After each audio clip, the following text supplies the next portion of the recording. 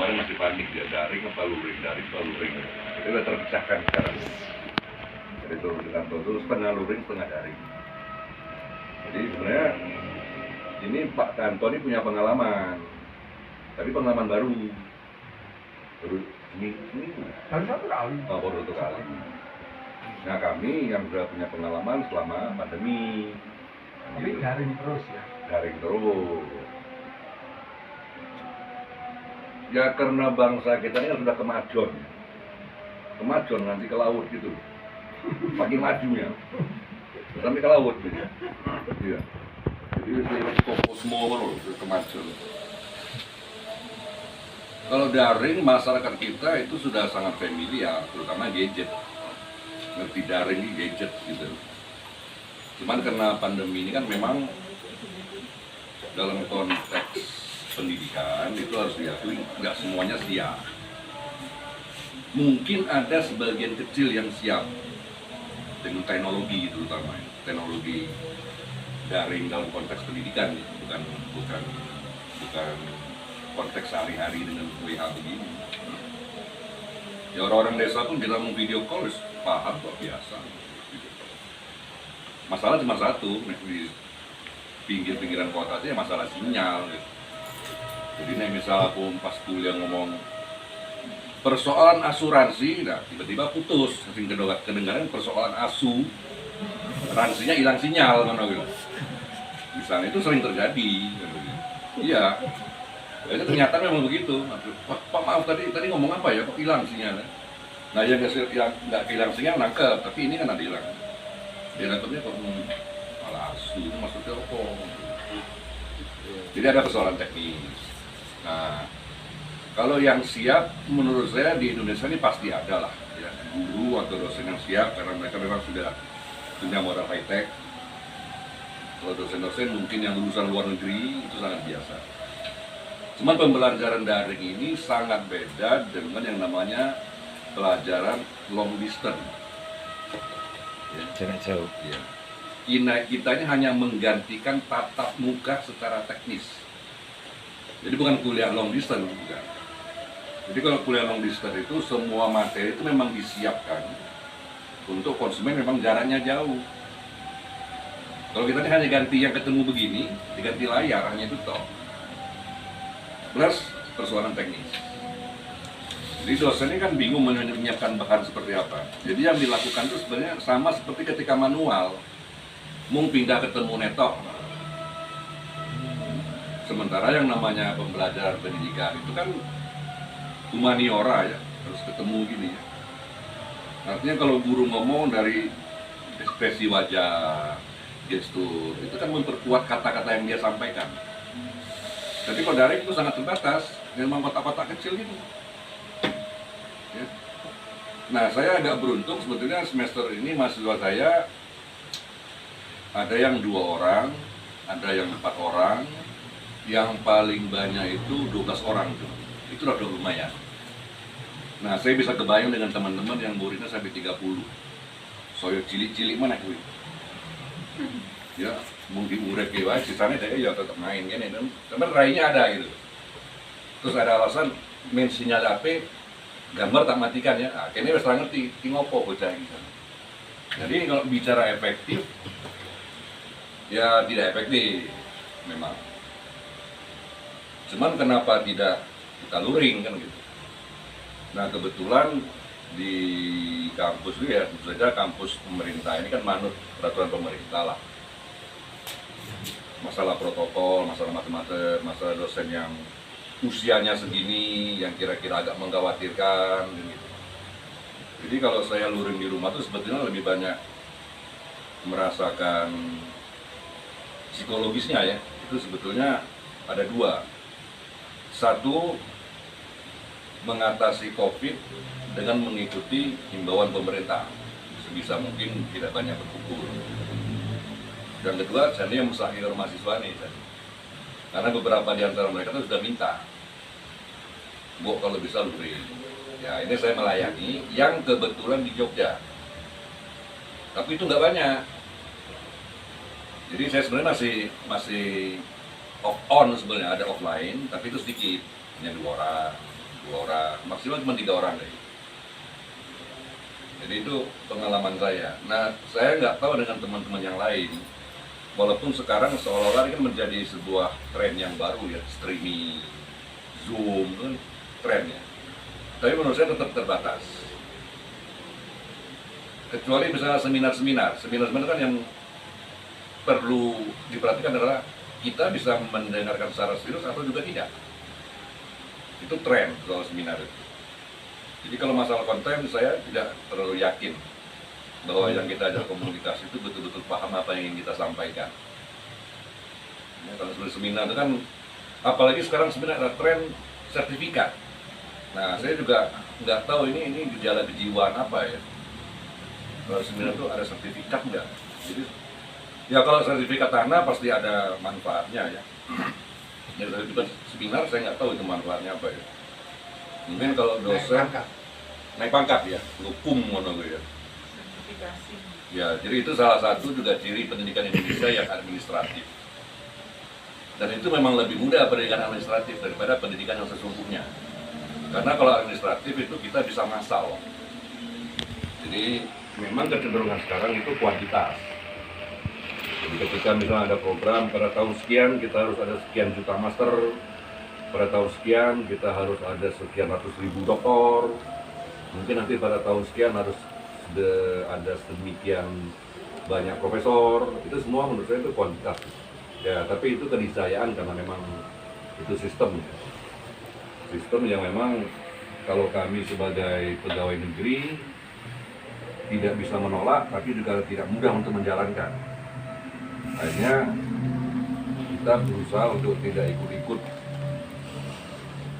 ikut-ikut sok prihatin gitu. Jadi karena itu nggak mungkin bisa diberi saran, karena yang membuat peraturan itu juga bukan orang-orang bodoh ya, yang ngatur negara kan orang-orang pintar semua gitu. Jadi tak kira diberi saran juga percuma.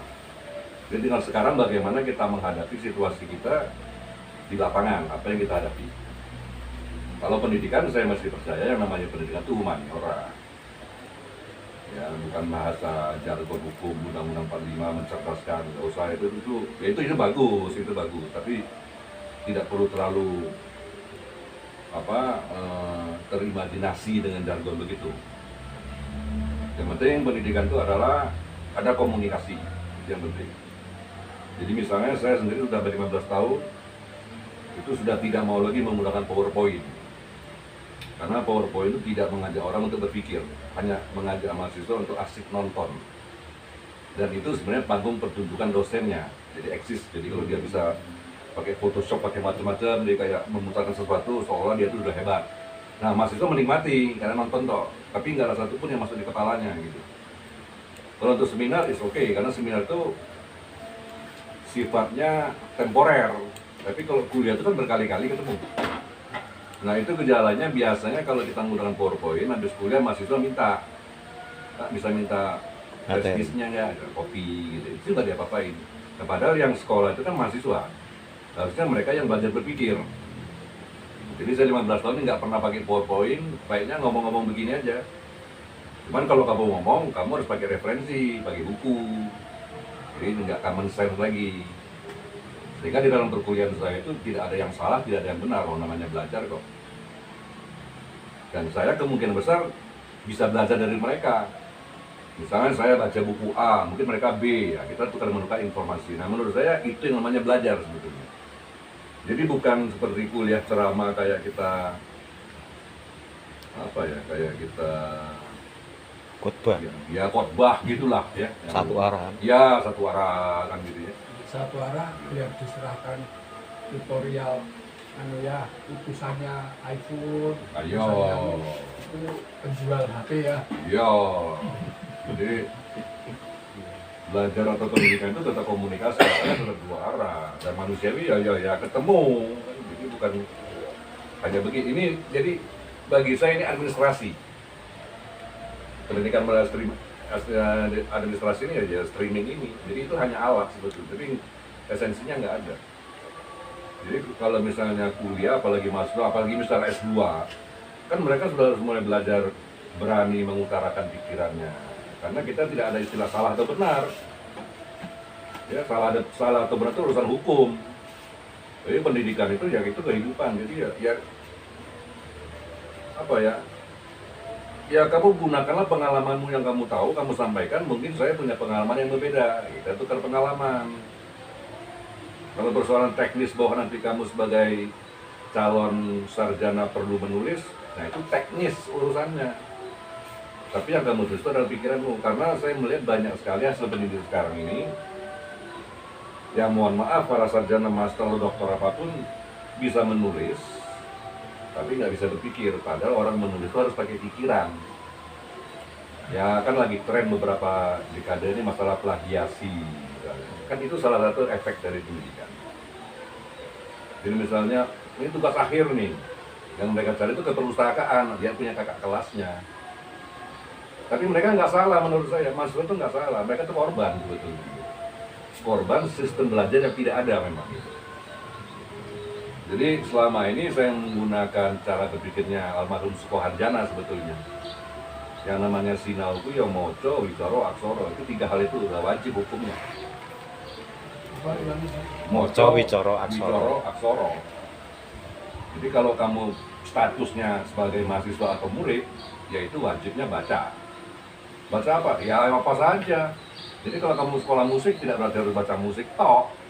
Ya apa aja dibaca, karena musik itu tidak hanya satu bidang, itu kan transdisiplin, semua bidang itu ada. Jadi kamu harus baca fisika, baca sosiologi, baca psikologi, baca ekonomi, ya semua dibaca. Nah tentu saja ketika kamu baca, mungkin nggak semuanya kamu dong paham. Ya diskusikan dengan temanmu gitu loh. Nah hasil diskusi kesepakatan itu ya kamu tulis. Nah, itu namanya belajar. Jadi proses seperti terus. Moco, bicara, aksoro. Oh gitu aja deh. Nah itu yang saya lihat belum banyak terjadi. Karena apa? Karena kan dosen biasanya memposisikan diri itu mengajar, mentransformasi. Ya, padahal dosen menurut saya, atau guru lah, kayak saya itu guru bukan dosen mungkin, dosen ketinggian. Guru itu memang kontrak matinya itu belajar, bukan ngajar sebetulnya. Jadi ngajar itu sharing, tapi dia harus belajar. Itu yang menurut saya memang agak sulit ya. Udah jadi guru, udah jadi dosen, masuk isi sinau, padahal lupa kontraknya ya belajar. Sebetulnya manusia semua belajar, tapi kalau sudah pekerjaannya guru, artinya dia hidup dari situ digaji, itu konsekuensinya dia belajar. Nah hasil belajar itu disaringkan menurut saya. Dan menurut WIPI, menurut WIPI. Tanpa perlu menyalahkan, karena yang beda itu hanya pengalaman. Ya mungkin saya baca Kompas, mahasiswa saya baca KR. Saya tahu cerita Jakarta, tapi nggak tahu cerita Kulon Progo, nggak tahu saya. Isunya sama. Nah gitu loh. Itu menurut saya itu penting. Akhirnya kita tahu semua. Ada yang tahu nasional, ada yang tahu lokal. Itu pengetahuan sebetulnya. Nah ini hampir 15 tahun itu yang saya gunakan. Baik S1, S2, S3 bagi saya sama aja deh, nggak ada bedanya. Hanya persoalan masalah mendalam. Ya mendalam masalah baca lagi. Jadi kalau S1 seni itu sudah baca filsafat, ya kayaknya mungkin urung ya. Ya paling pengantar lah.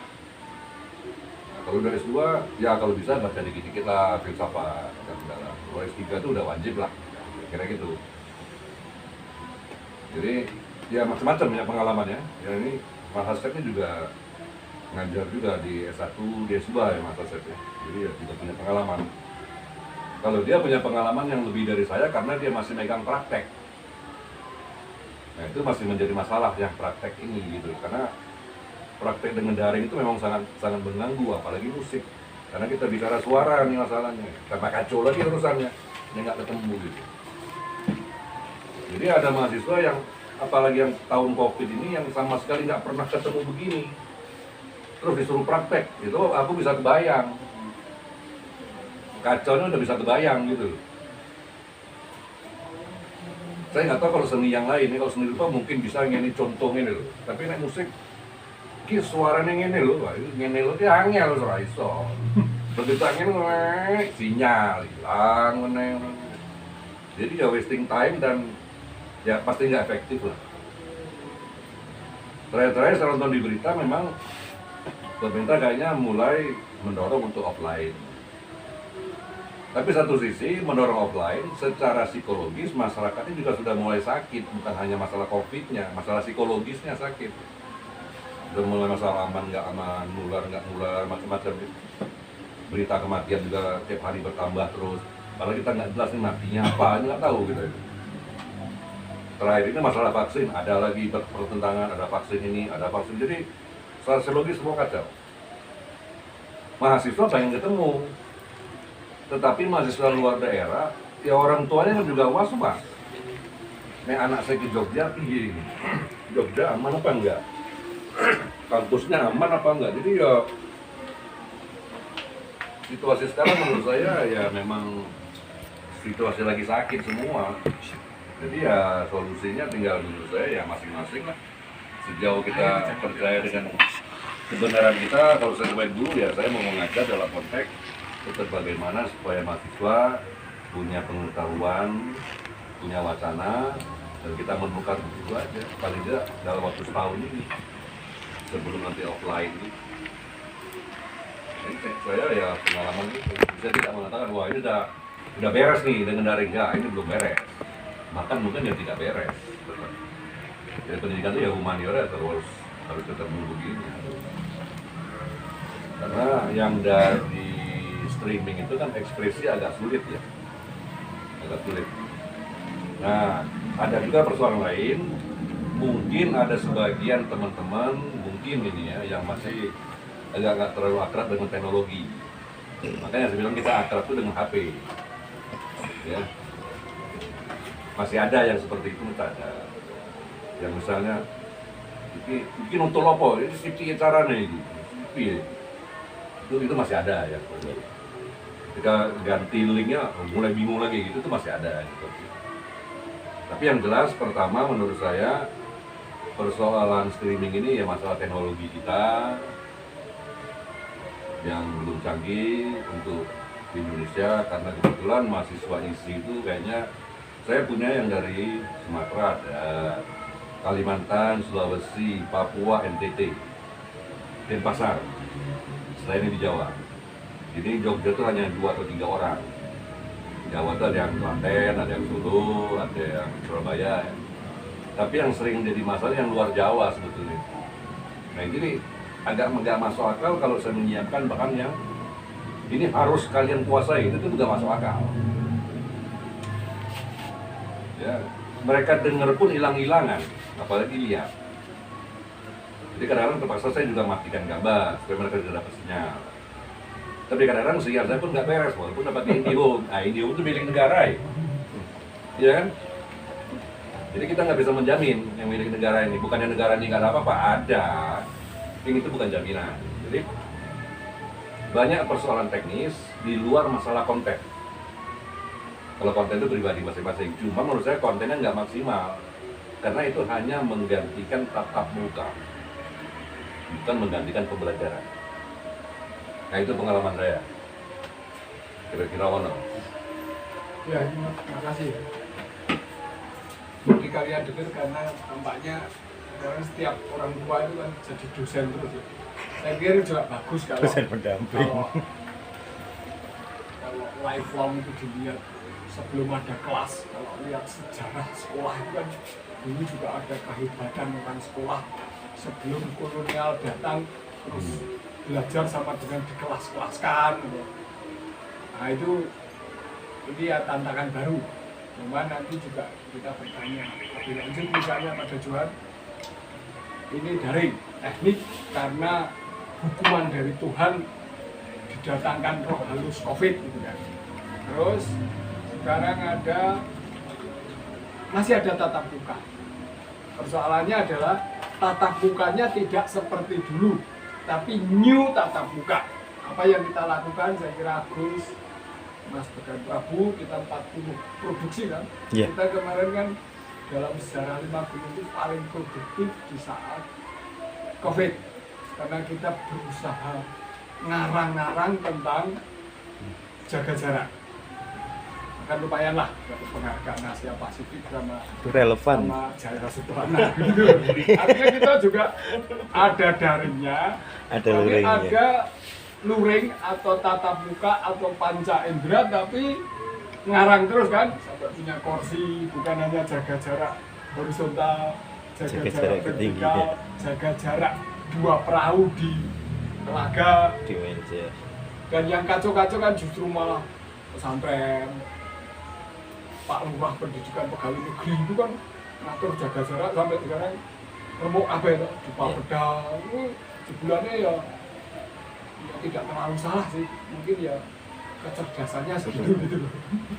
Di sekolah juga pokoknya soal jarak kita punya foto, punya dokumen dan produksi, dan itu juga saya ambil Gus ide-ide itu untuk berapa kamera IG live kemarin juga semua mahasiswa bicara, semua mahasiswa kameramen.